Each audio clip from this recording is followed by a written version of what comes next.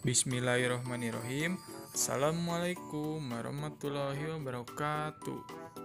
Selamat pagi anak-anak. Berjumpa lagi bersama Bapak di video pembelajaran tematik.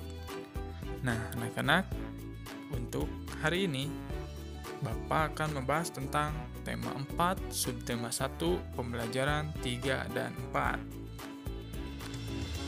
Nah, tujuan pembelajarannya ada 4. Pertama, menyebutkan tokoh-tokoh dalam cerita. Yang kedua, memberikan pendapat perilaku tokoh dari cerita yang dibaca. Yang ketiga, menjaga keseimbangan dan kelestarian sumber daya alam. Dan yang terakhir, yang keempat, bersikap jujur untuk pengamalan sila pertama Pancasila. Kita masuk ke materi yang pertama, yaitu menyebutkan tokoh-tokoh pada cerita. Salah satu unsur penting dalam sebuah cerita adalah tokoh. Tokoh adalah pelaku dalam sebuah cerita, misalnya hewan atau tumbuhan. Berdasarkan perannya, tokoh dalam cerita dibedakan menjadi 2. Ada tokoh utama dan ada tokoh pembantu.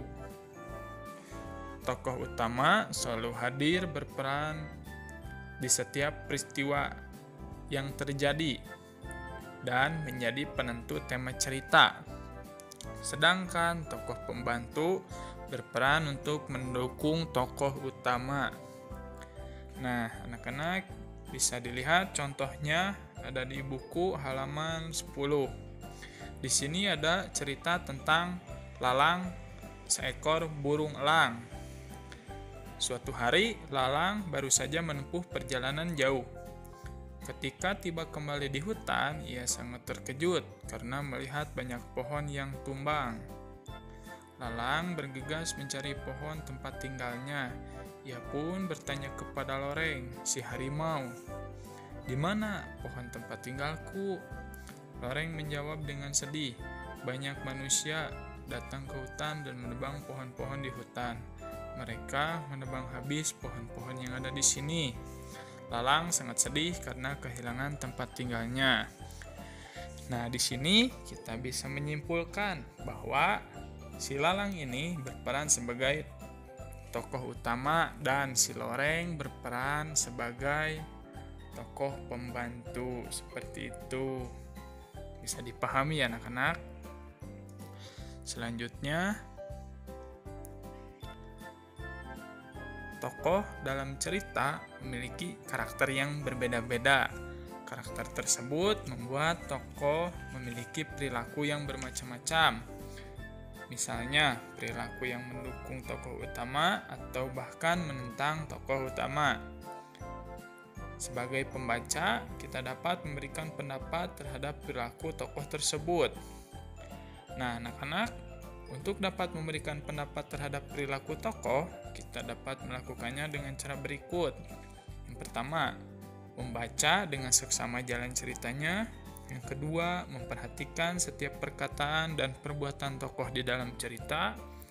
Dan yang terakhir, yang ketiga, memperhatikan gambaran lingkungan kehidupan dari tokoh dalam cerita. Nah, untuk lebih jelasnya, anak-anak bisa dilihat di halaman 12 ya. Kita lanjut ke materi selanjutnya, yaitu tentang kegiatan menjaga keseimbangan dan kelestarian sumber daya alam. Sumber daya alam harus dijaga keseimbangan dan kelestariannya.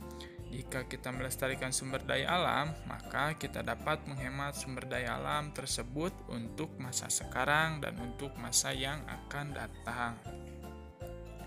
Nah, contoh aktivitas yang mengakibatkan pencemaran sungai serta kegiatan yang dapat dilakukan untuk melestarikan dan menjaga keseimbangan berbagai sumber daya alam. Kita di sini ambil contohnya yaitu sungai dan laut ya, ada di halaman 11 bisa dilihat.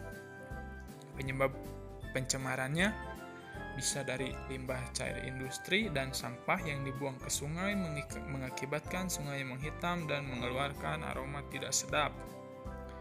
Lalu limbah deterjen bekas mencuci pakaian, dan pestisida yang terbawa aliran air dari sawah. Kedua limbah ini dapat mengakibatkan eutrofikasi. Yang ketiga, ada racun untuk menangkap ikan. Nah, untuk menangkap ikan tidak boleh menggunakan racun ya, karena akan mencemari sungai.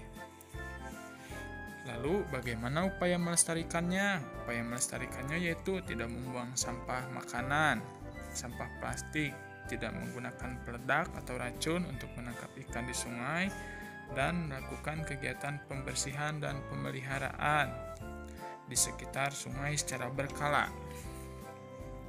Selanjutnya, laut. Penyebab pencemarannya yaitu racun dan bahan peledak yang digunakan untuk menangkap ikan. Nah, kalau di laut itu biasanya orang-orang yang tidak bertanggung jawab menangkap ikan dengan racun dan bahan peledak. Upaya pelestariannya yaitu tidak menggunakan bahan peledak racun atau pukat harimau disangkat menangkap hewan laut. Alangkah baiknya menggunakan jaring saja ya kalau menangkap ikan di laut, seperti para nelayan seperti itu. Tadi selanjutnya yaitu yang terakhir tentang bersikap jujur untuk pengamalan sila pertama Pancasila. Salah satu pengalaman sila pertama Pancasila adalah taat kepada Tuhan Yang Maha Esa. Setiap agama tentu mengajarkan setiap pemeluknya untuk bersikap jujur.